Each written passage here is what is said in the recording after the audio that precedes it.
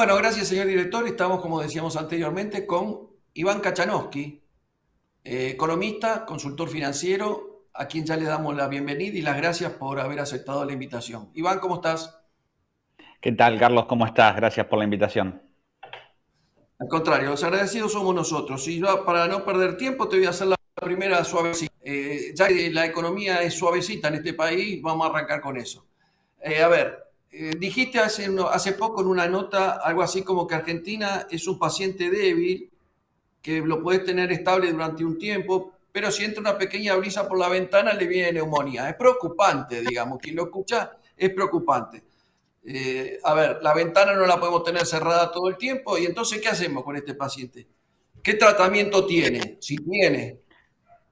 Bueno, a ver, sí, Argentina vendría a ser un paciente muy débil, ¿no? Digamos que si estuviera internado, cualquier bichito que ande dando vueltas por ahí le puede complicar. Y eso vendrían a ser los desequilibrios económicos que tiene el país. Es decir, Argentina, esto no es de ahora, es de hace varias décadas, viene con desequilibrios económicos, macroeconómicos.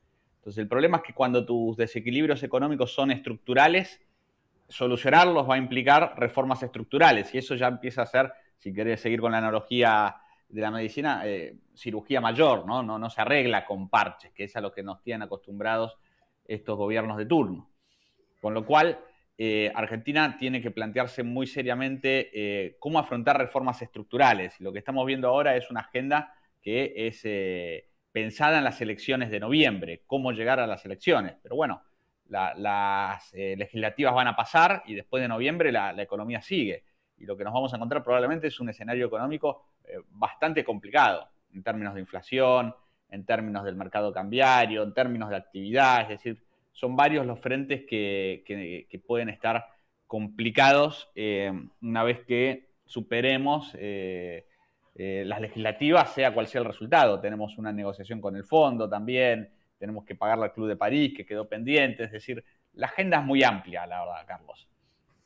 Tocaste dos puntos muy sensibles. Uno es el tema palabra inflación y el otro es tipo de cambio. Vamos por puntos. Vamos a hablar primero de la inflación. ¿Cómo la estás viendo? ¿Qué prevés para el 2022? No sos muy optimista, pero bueno, dame un poco las definiciones y en qué te basás para estimar todo esto. Bueno, a ver, la inflación ya de por sí está en una situación bastante complicada, ¿no? Digamos, si uno no se compara con los países de la región, Argentina y Venezuela son los que tienen inflación. Sí es cierto, Brasil está subiendo un poco la inflación, pero sigue por debajo del 10%. ¿Cuánto daríamos nosotros por tener una inflación que esté por debajo del 10%? ¿Hace cuánto no vemos una inflación por debajo del 10%? Que para la región, 10% es alta igual. La Alta. mayoría de los países de la región están por debajo del 5%. Y acordémonos que nosotros solo en marzo tuvimos 4,8% mensual. Con lo cual, en ese mes Argentina te metió una inflación anual comparado con varios países de la región. Entonces, todo esto con precios cuidados, intervenciones, parches, ¿no? Digamos, si no, esto sería peor todavía. Entonces, Tarifas planchadas. tarifas planchadas, exactamente. Entonces, la situación de la inflación es delicada. ¿Qué ocurrió con el gobierno? El gobierno, cuando asumió, empezó a emitir muy fuerte. Es cierto que estaba la pandemia, ¿no? Digamos, y que alguna emisión iba a venir. Pero el problema es ese. Argentina, al estar fuera del mundo, a tener un riesgo país alto, el único medio que le quedó para luchar contra la pandemia y una cuarentena eterna que no terminaba nunca fue la emisión monetaria. ¿No? Y no toda la emisión fue para la pandemia, o sea, hubo mucha emisión que fue para gasto público más allá de la pandemia. Hasta que en agosto del año pasado se alcanzó un pico de emisión monetaria y el gobierno o el Banco Central iban comentando, bueno, no, la emisión no necesariamente genera inflación y esas cosas que solo discutimos acá porque en el mundo ya no se discute. Y lo que fuimos viendo es que hacia finales del año pasado y principios de este año, la inflación mensual empezó a acelerarse. Entonces, ¿qué pasó? El Banco Central se asustó y empezó a hacer un apretón monetario. Es decir, si vos agarrás desde agosto del año pasado hasta mayo de este año, la emisión monetaria bajó mucho su nivel de crecimiento. Pasó de crecer al 77% y en mayo crecía al 15%. Eso es un apretón monetario. Es decir, que el mismo gobierno o el mismo Banco Central que decía la emisión no genera inflación, cuando empezó a generarla se asustaron y bajaron el ritmo. Y ahora, como entramos en contienda electoral, va a volver, seguramente vamos a volver a ver cómo la inflación vuelve a acelerarse.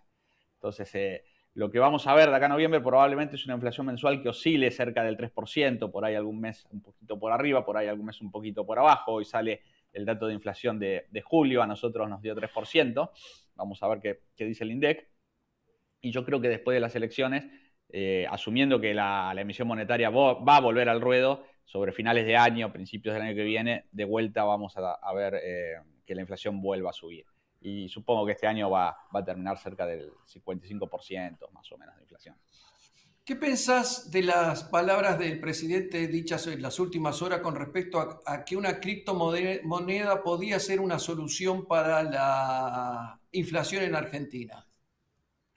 Bueno, lo primero que le diría al presidente que si eso es viable es porque no estaría en manos del gobierno la emisión de esa criptomoneda. Es decir, las criptomonedas, la mayoría funcionan con un ratio fijo, ¿no? Y se va a emitir tanto y lo van distribuyendo a lo largo del tiempo. O por lo menos así funciona Bitcoin, que es la más importante. A ver, no soy un experto en criptomoneda, pero ya está seteado el monto. Entonces vos no podés emitir. Entonces, desde ese punto de vista puede generarte un beneficio. Yo creo que el mundo de a poco va a ir hacia las monedas virtuales, hacia las criptomonedas, y tarde o temprano Argentina supongo que también terminará yendo, pero hoy todavía son muy volátiles, ¿no? Digamos, uno mira cualquier gráfico de las criptomonedas y bueno, suben, bajan, digamos, y una de las funciones que te tiene que dar el dinero es cierta estabilidad para que vos puedas proyectar.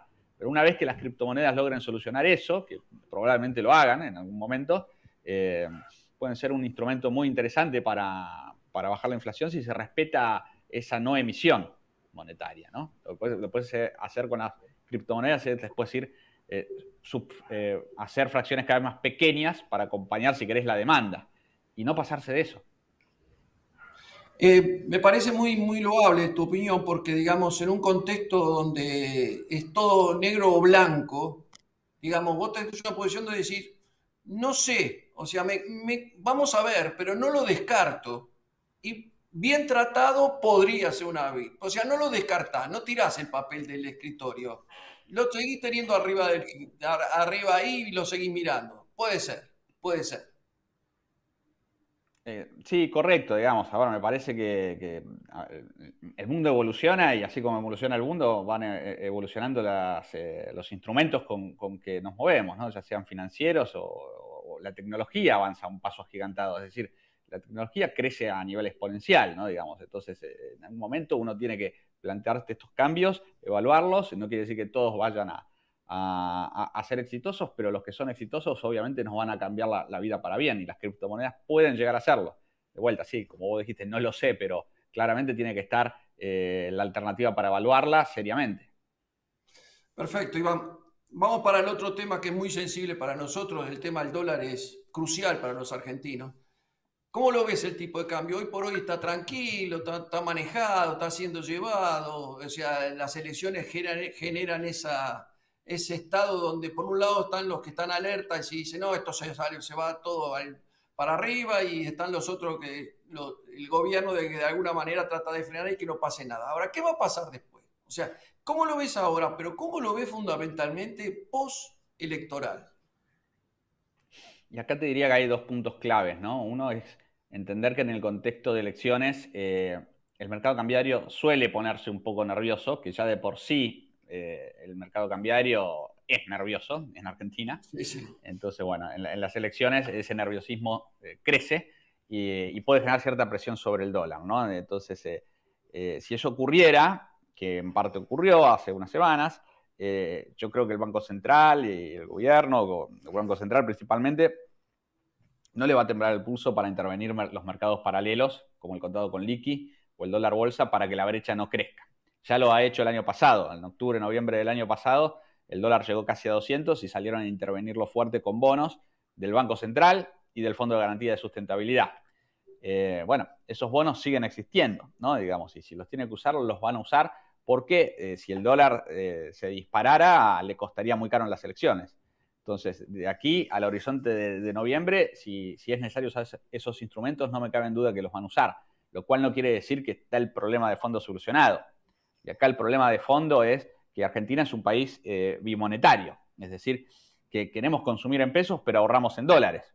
Y ahorramos en dólares no porque tengamos un amor al dólar, porque le tenemos pánico al peso, porque el peso perdió 13 ceros, porque tuvimos 5 monedas distintas y cualquiera que vea este track record va a decir, bueno, ¿para qué voy a ahorrar en pesos si pierde valor? Entonces esto a veces se lo plantea como diciendo, bueno, no, hay estas personas, vendepatrias que buscan el dólar, en verdad buscan protegerse del peso.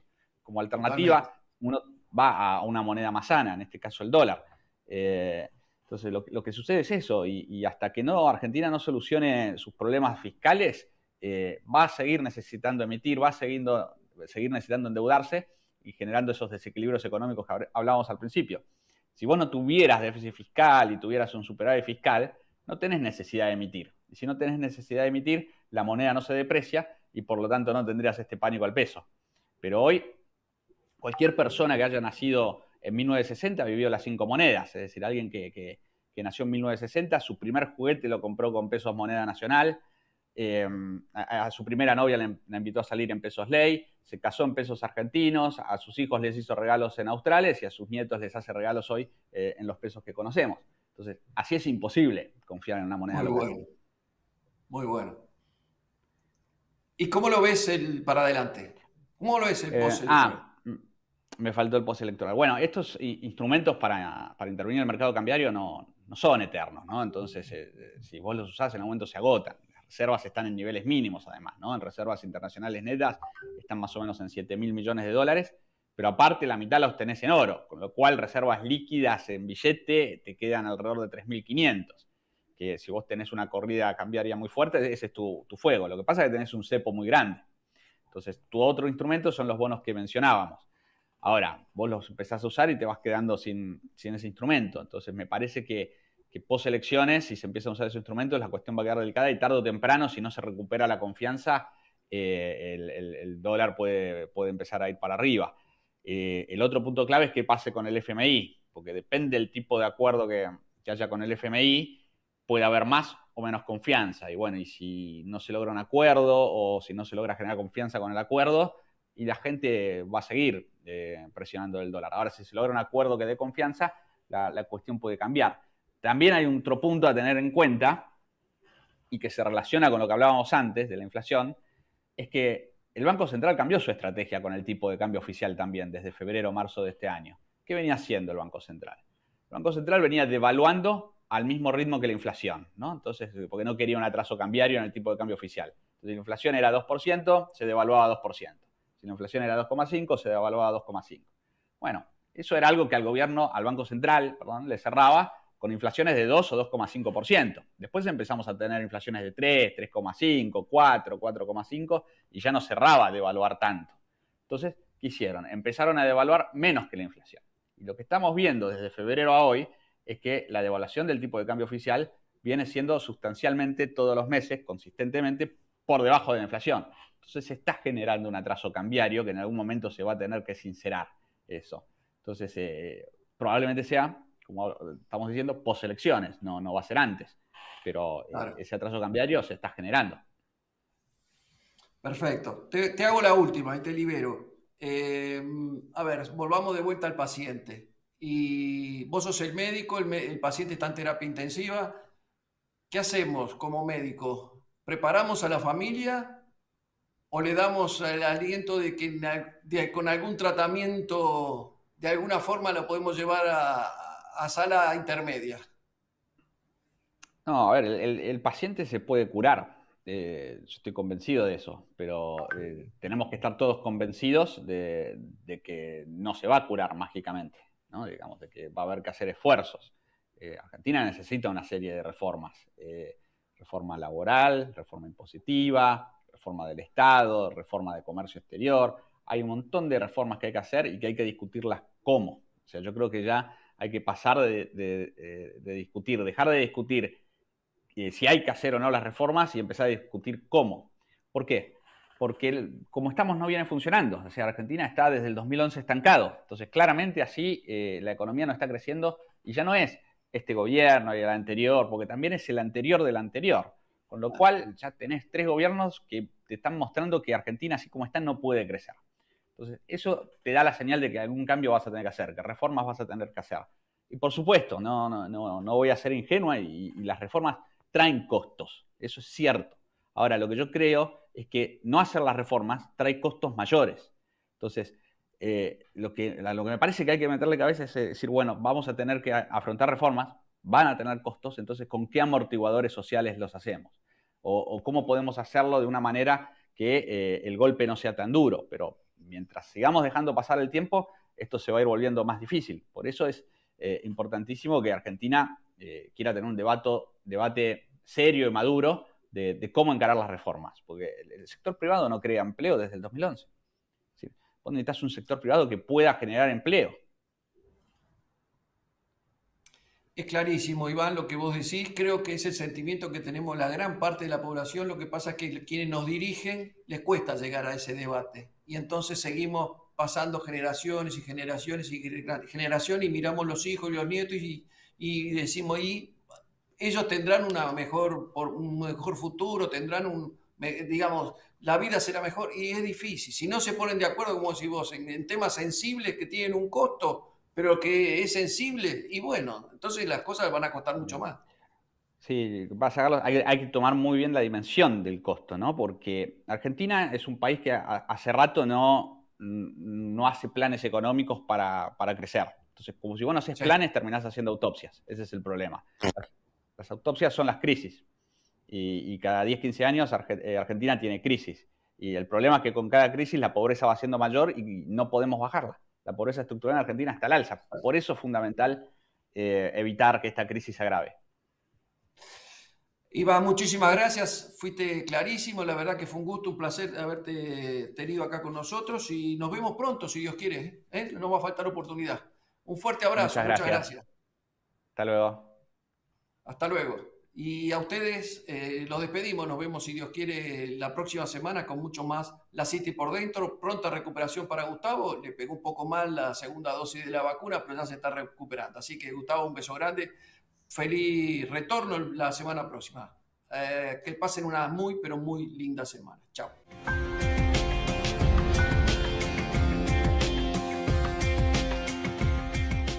Prevención ART. Cumplimos 25 años evolucionando día a día para hacer del trabajo un lugar más seguro, evolucionando en la prevención de accidentes, en el uso de las tecnologías y en la calidad de la atención médica, cuidando el recurso más importante que tiene una empresa, sus trabajadores. Prevención ART. 25 años cuidando a tu gente. 25 años cuidando a tu empresa.